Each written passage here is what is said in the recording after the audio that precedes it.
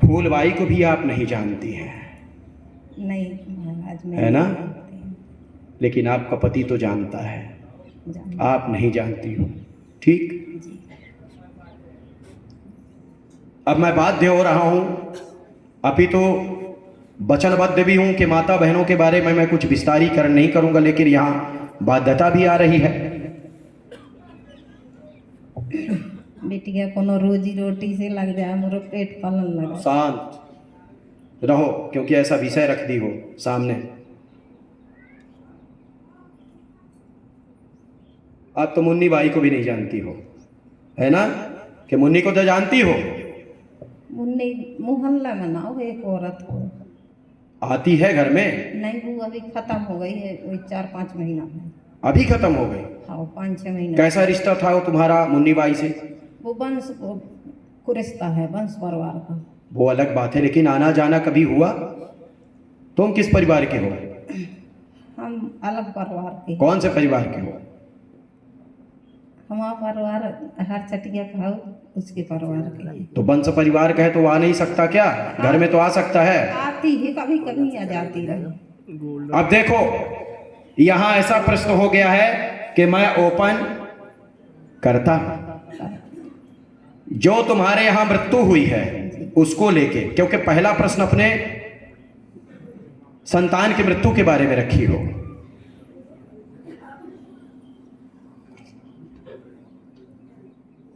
मेरे को कोई भी व्यक्ति अपने पास से लाके 5 लौंग दे दे, सिर्फ आप लोग बैठे रहिएगा, कोई व्यक्ति है 5 लौंग लाके दे अपने से, बाहर से लाके।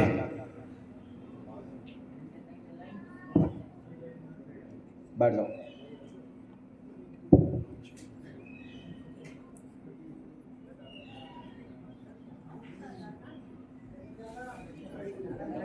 दीपावली के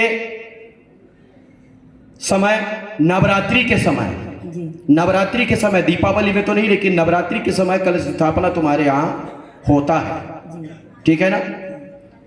आप एक बात बताओ, जितने लोग यहाँ बैठे हो, अगर कोई नवरात्रि के समय कलश स्थापना करे, दीप प्रज्वलित करे और उस समय व्यभिचार करे अपने घर में किसी पराई स्त्री को लाके, तो क्या पितृ प्रसन्न रहेंगे? प्रेत प्रसन्न रहेंगे? बोलो। नहीं, नहीं रहेंगे ना? तुम्हारे यहां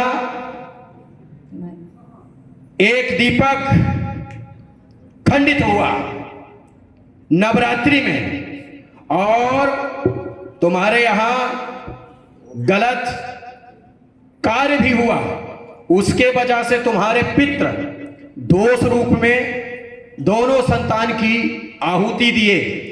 जो संतान तुम्हारी अभी है उसके उदर में, नेत्र में, सिर में, उसको भी दिक्कत है, उसको भी परेशानी है कि नहीं? बोलिए रामलला सरकार की। पक्का है ना?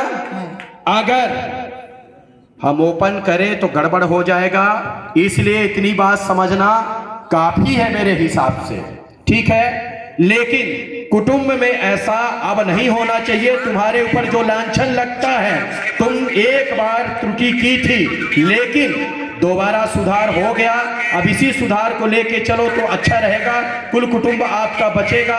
मजदूरी करना या अन्य कोई कार्य करना कोई बड़ी बात नहीं है, लेकिन अपने कुटुंब के साथ दगा करना, छल करना, धोखा देना एक गलत बात है, ठीक है? तुम्हारे घर में दुराचारता की वजह से मृत्यु हुई थी, तुम्हारे पितृ जागृत अवस्था में है, एक स्त्री अकाल मौत से गुजर गई थी, औरत, एक स्त्री भी अकाल मौत से गुजर गई थी तुम्हारे यहां, वो प्रेत योनि में है, और एक जवान और मृत्यु हुई थी तुम्हारे यहां। बोलिए रामलला सरकार की। अब रुको, अभी रुको, अभी कहां पहुंचे हैं लाइन में, रुको। बाबूलाल को भी तुम नहीं जानती हो? ससुरा।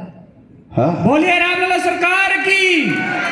बाबूलाल को तो जानती हो? ससुरा हो। ससुर है? हाँ, खत्म हो चुके। लच्छू प्रेत बना है, लच्छू, लखू, लखू, लच्छू। लक्खू भी खत्म हो लौंग गया। लौंग रखो, लखू भी खत्म हो गया और लच्छू। हाँ, तुम्हारा पति लच्छू है, लखू।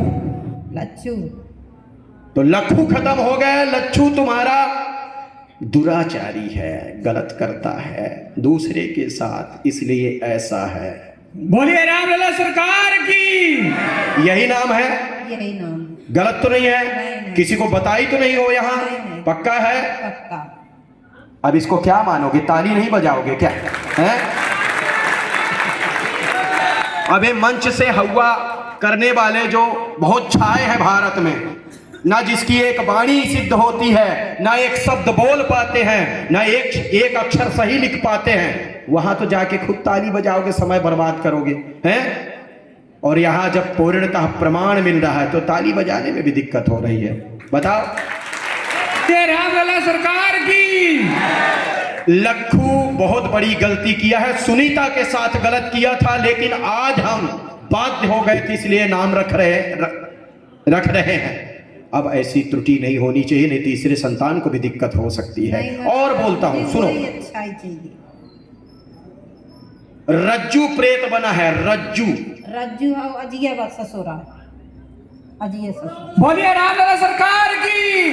जिसको प्रेत कह रहे हो वो प्रेत नहीं है, वो पितृ है। उसी के वजह से ये सब घटनाएं घटी हैं। अगर चाहती हो कि घर में मंगल ही मंगल रहे, सब प्रकार से खुशहाली आ जाए और पति राह पे चलने लग जाए, सबसे पहले अपने आप को आप सुधारो, जरूरी है।